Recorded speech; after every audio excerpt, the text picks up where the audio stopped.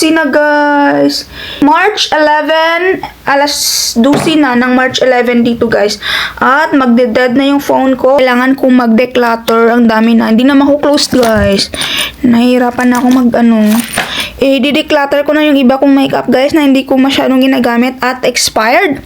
Pero it's hard for me to declutter them. So baka yung iba ikikip ko na lang. So baka magbili ako ng another container for my makeup. Yung bigger ba. Ang ganda na aking shirt guys. I got my shirt from Levi's. I went to Dillard's one time and they have Levi's and they also have Levi's station over there, and that's where I got it. And my pants, I like my pants because it has slit guys, my slit. And nag-vlog pala ako, nag-film ako ngayon guys. This film is kunento ko dito guys kung paano ako naging US citizen. So panoorin niyo yung videos ko guys, na-post na. So, panoorin niyo yun guys, yung kwento ko, yung journey ko, kasi magkaiba-iba tayo ng journey. So, kunento ko doon yung aking journey kung paano ako naging US citizen. At yung isa kong video pala guys, kung paano ako napunta ng US. Ibang video naman yun. Tapos, itong video natin na to, paano ako naging US citizen. Kasi magkaiba yun eh. Kasi pag pumunta ka dito sa US guys, hindi ka naman agad-agad maging US citizen. So, iniba ko yung video for how I came to the US, and how then the other videos that I just posted is how I became a US citizen. So guys, alas 12 na pala dito guys. Pupunta pala ako ng Asian market kasi gusto ko bumili ng balot.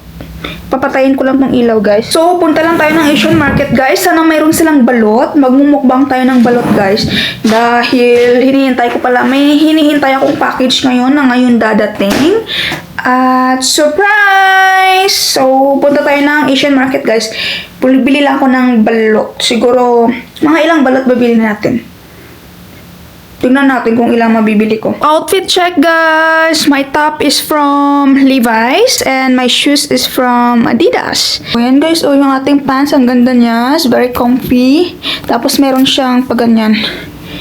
May pa-slit sa ilalim, tapos meron siyang pocket both side dito at saka sa kabila. Diyan ako Asian market guys, sa Lucky Market. Tapos Vietnamese yung may-ari. Dito ako sa mga sauce guys. Naghahanap ako ng pinakurat na suka.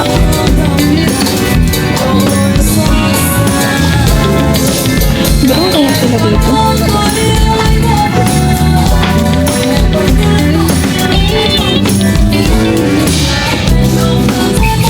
Parang wala silang pinakurat. Yung Asian market namin guys, Vietnamese yung may-ari dito.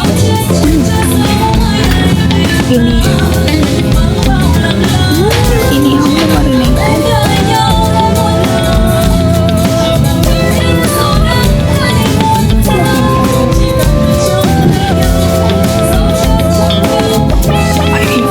Ayan, pinakurat nila guys.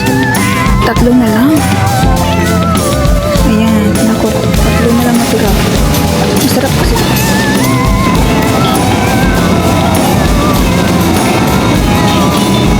Nakita ko na yung balon.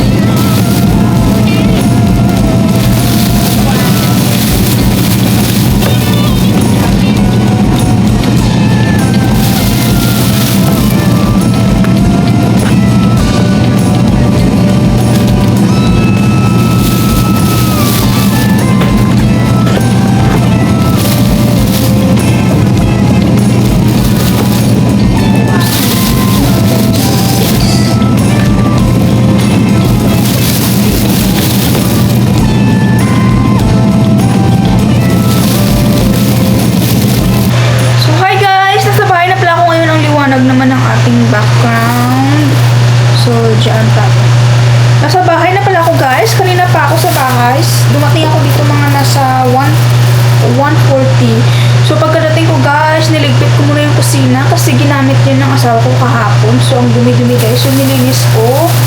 At nagluluto na pala ako ng balot. Ayan guys. 5 pieces of balot guys. Magmumukbang tayo ng balot guys. Nagkikrave ako ng balot. At yung nabili ko pala sa Asian market ay 10 piraso ng balot at mayroon pa akong 5.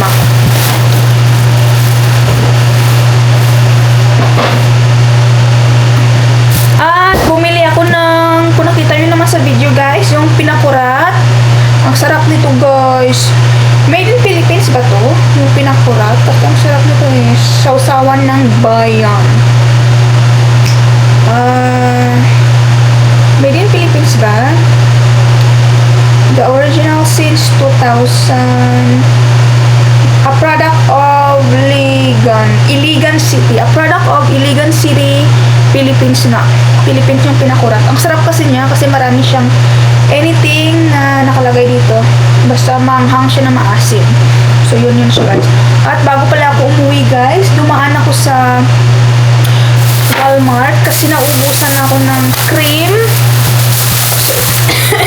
So, ito yung pinamili ko sa Walmart guys. Dumaan muna ako sa Walmart. So, gusto ko lang naman bumili ng cream for my face guys. Pero ang dami kong binili. Ito yung ginagamit kong, kasi nagda-dry yung face ko guys. Especially pag winter. So, ito yung nilalagay ko sa mukha ko guys. Ayan. Bumili din ako ng iba't ibang mga kailangan ko guys. Bumili ako ng styling gel. That's for hands. And another Neutrogena makeup remover. Yan yung ginagamit ko for makeup remover guys kasi may pagka-oily siya. Ang ganda niya kasi pag isang pahid lang natatanggal talaga agad. Ayoko yung dry. Gusto ko yung may pagka-oily siya na wipes. Kasi minsan kapag tinatamad na ako maghilamos sa gabi guys, hindi naman every time. Sometimes when I feel like lazy washing face at night, this is just a This is the wipe that I just use if I'm just lazy washing my face at night when I am in a rush to go to bed and I'm lazy. This is it. And then I bought another vinyl ink guys from Maybelline. Ibang shade naman guys. Yung ating shade na to ay yung royal shade. Yan yung shade niya. Napaka-red naman. Ang pagkakulay ng pagka-red nito guys, para siyang bloody color. Ang ganda niyan guys. Sexy tignan. Sexy yan. Mas siya, mas maganda yan. At bumili pala ako ng leave-in serum from L'Oreal Paris Elvive. Ang ganda nito. Naglalagay kasi ako ng serum sa buhok guys. Bago ako maglagay ng heat protectant, naglalagay muna ako nito. So, nag-iba na pala ako ng brand for my hair product, guys. Iniba ko na yung brand. So, L'Oreal na tayo, guys. Kasi, meron din pala silang meron din silang paraben-free and silicone-free. So, maganda din. Mabango kasi siya, guys. Ang ganda ng amoy niya. Tapos, ito, guys, yung L'Oreal Paris Elvive na mask. Hair mask nila. Ang liit nga niya maliit siya. Pero, itatry natin yan. So, yun lang guys. Yun lang yung mga pinambili ko sa Walmart. At, yeah. At, kakain pala ako ng balot kasi nagugutom na ako guys. Di pa pala ako nakakain. Anong oras na pala? Mag-ano na? 2:18. Saan yung phone natin? Dito. Kalimutan kong kumain. Nabisi si Ateng. At, hindi ko pa natutupi yung ating last na kailangan tutupiin sa taas mamayang gabi bago matulog, tutupiin ko yan. At 2:20 na dito guys, di pa ako nakakain, kailangan kong kumain. So kainin natin yung balot guys, magmumukbang tayo ng balot at kakain tayo. At mag-i-edit pa rin ako ng video guys, marami pa akong i-edit na videos. At basta ngayong araw kailangan matapos kong matupi yung mga damit ngayon. Nasa taas siya, hindi ko pa natatapos. So habang hinihintay ko yung balot guys, tutupiin ko na lang yung mga damit sa taas.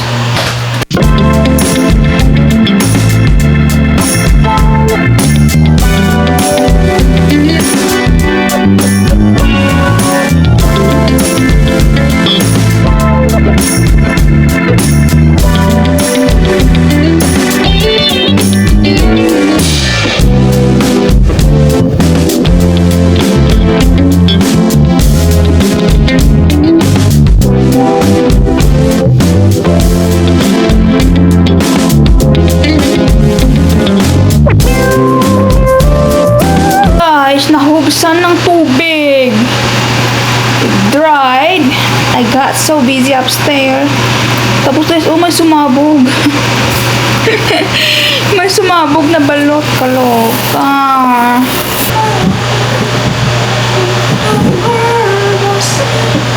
So guys, kain tayo ng balot. 4 na lang natira guys. Kasi yung isa, so yun yung sumabog kanina guys. Ang baho niya. Para siyang baog ba? Ano ba yung sa Tagalog? Baog na itlog. Ang baho niya.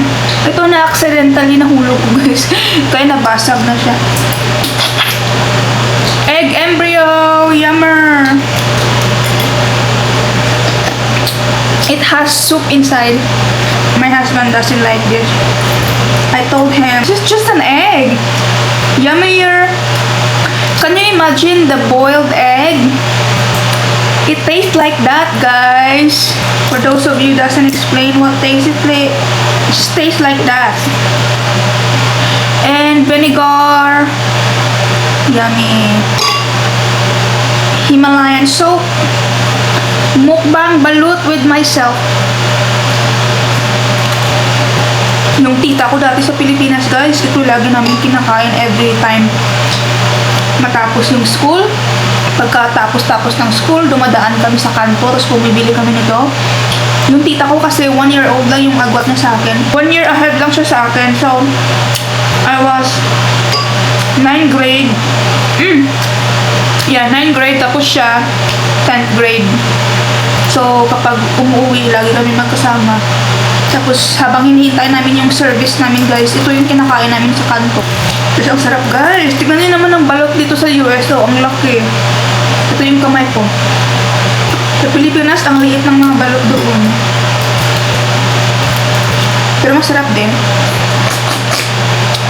Look at that. So good. O, ganyan yung setup natin, guys. Yung balot. Pinakurat vinegar. Pink Himalayan soap. Yummer! In balot, guys. So good. Yan yung embryo sa loob. Embryo. And this is the yolk and the white. Yummer. Guys, pag pumupunta dito yung mama ko, ito yung kinakain namin. Pero, disclaimer lang guys ha, hindi ko to lagi kinakain. Ngayon lang. Pero first time ko tong bumili ng balot na ako lang mag-isang kumakain. Pinibili ko to kapag nandito yung mama ko. Kapag magbabakasyon ako sa Pinas, kami ng mga cousins ko, tita ko, lutong-luto guys. Naalala ko dati guys, grade 11 ako sa Pinas. Tapos yung best friend ko, classmate ko siya. Nakatira kami sa isang village guys. Tapos every after school, ito kinakain namin, bumibili kami ng balot. Tapos yung kinakain niya penoy, tapos yung sa akin naman balot. Gusto ko kasi balot. Yung kasama ko pa yung tita ko, nasa farm naman yun. Yung kasama ko na yung best friend ko, nasa city na ako nakatira nun. Punong-puno ng juice guys sa loob. Duck embryo guys, tignan nyo. Natutulog pa yung baby. Yan sigurong dahilan kung bakit ayaw ng mga ibang foreigner kumain ng ganito. Kasi embryo. Kaya nga, binibiro ko yung asawa ko guys. Ang liit-liit ng embryo na yan, hindi mo kayang kainin. Samantalang yung fried chicken na binibili sa KFC, kaya mong kainin, ang laki-laki noon. Ito, isang subo lang. Oh, lunok agad. Kaya siya natatawa. Vinegar. Salt. And eat.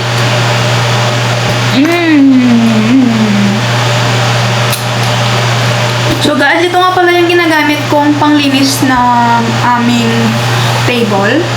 Clorox. Meron siyang 99.9 virus and bacteria disinfecting wipes. Yun yung ginagamit ko guys. Guys, nakapag-declutter ako ngayon. Yung mga hinahanger. Wala na kasi akong space na hanger. At wala na space yung aking cabinet guys. Punong-puno na ng mga damit. At inayos ko na yung aking drawer dito. Yung mga fitted na mga long sleeve ay nilagay ko na siya dyan para magamit ko pa yung ibang hanger. So, mas maganda na dyan lang.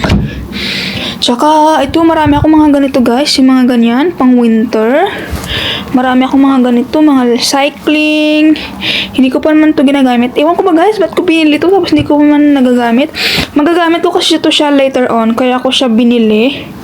So, dahil walang space yung ating drawer, yung mga ganyan guys. Ito, niregalo to sa akin ng aking sister-in-law. I'm gonna hide it somewhere and then use it every Christmas. So, mga ganito. Yung mga aking pantulog, mga ano kasi to guys, mainit siya sa summer. Tapos pag winter naman, ang lamig. Yung aking silk na ganito, hindi pala maganda suotin yung silk kapag winter. Hindi ko bet na giniginaw ako. Tapos mga ganitong tela, hindi rin maganda pag summer. Napakainit niya. So, itatago ko dyan, guys. Kasi ayaw ko pa siyang ayaw ko pa siyang i-let go. So, mag-iisip pa ako kung anong gagawin ko dyan. Sa ilalim na to, guys. Sa ilalim na to, guys. Yung mga damit ko siya na basta i-explain ko na lang mamaya kung bakit ko to binili. Basta tinatago ko lang to, guys. Binibili ko tapos tinatago ko lang. Kasi later on, magagamit ko yan. Ayaw kong i-declutter muna. Ayaw ko naman magtapon. Sayang. Kasi for sure, magagamit ko yung mga ganyan. So, I have to find something, space to put on and then hide it somewhere else. Mga nandito sa drawer ay yung mga gamit na ginagamit ko talaga araw-araw. Para mayroon tayong space. Dumadami na yung mga damit natin. Ewan ko ba? Ba't dumadami yung mga damit natin? At saka ito na yung aking mga extra na hanger. Oh, mahangin. Binuksan ko kasi yung window, guys. Kasi nga nagluto ako ng balot. Yung nabasag na itlog ba ang baho niya, guys. So, nilinis ko. Nagsindi ako ng kandila. Yung may scent na kandila. Tapos, binuksan ko lahat ng mga bintana. Ang weird talaga ng weather natin ngayon. Kanina, ito nga yung sinuot ko, diba? Ganito yung sinuot natin kasi medyo mainit kanina. Grabe ang init. Tapos, nung dumating ako sa Asian market, guys, napaka-lamig. Mahangin. Yung hangin na malakas na, alam mo yun, pag binuksan mo yung freezer, ganun yun. Ang sakit na malamig. Grabe siya. Hindi nagtutugma sa season. Winter pa ngayon eh. So, dapat malamig. Iinit. Siyempre, magsusuot ka rin ng pang summer, tapos bigla ng lalamig, diba? Hindi mo magets. Kakaloka. Yung ating short, nabili ko to siya 2023 pa to, guys. Matagal na to sa akin. So, mga 3 years na to. Okay pa naman siya, guys. Kaso nung nagpintura kasi kami ng bahay namin, napinturahan siya. At saka ito, nabili ko to sa Shein, guys. Mas ano na kasi siya, Okay pa naman sana, pero wag na, bili na lang ako ng bago. Tatapon na natin to, guys. Hindi ko to ibibigay, syempre. Itsura niya, tignan mo naman, ang pangit na. Let go na natin siya kasi meron akong bago doon sa taas. Char. I-let go na. At saka pala nga, guys, I made green tea. Inom tayo ng green tea, guys. Kasi hindi ako nakapag-green tea kahapon. So, mag-green tea tayo ngayon.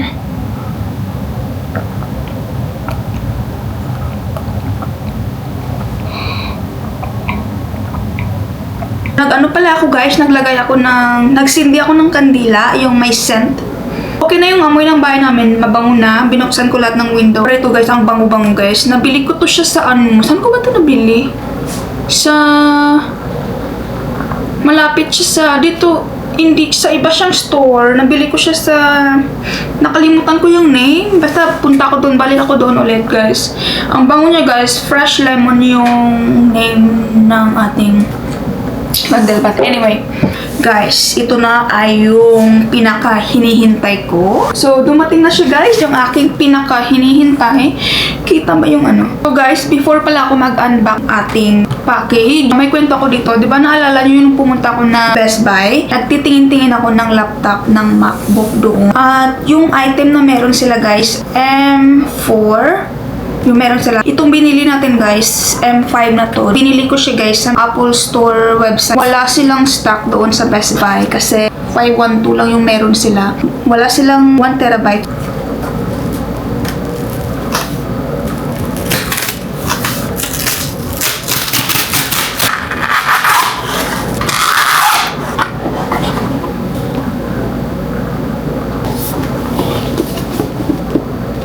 So, ganun yung in-order ko, guys. Yung MacBook is M5, chip 16GB memory at 1 terabyte storage. Yan yung kailangan ko.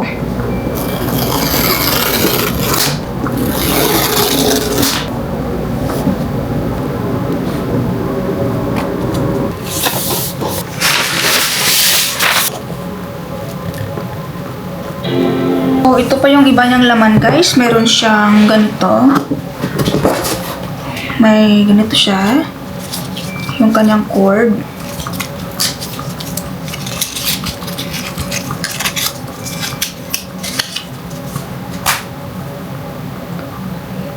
Ganyan. Tapos magnetic yung kanyang charger. Ito guys. Tapos ito yung kanyang adapter.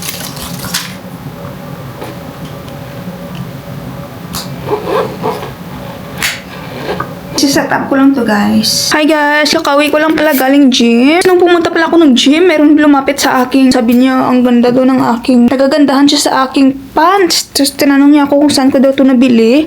Alam niyo guys, nabili ko to siya sa Yogalicious. Maganda siya kasi may slit sa baba. Yes guys, pumunta tayo ng gym na naka-makeup pa. Sayang kasi sabi ko, hindi ko na lang tatanggalin kasi mamaya maliligo din naman ako. So ato, nagluluto ako ng itlog for my dinner.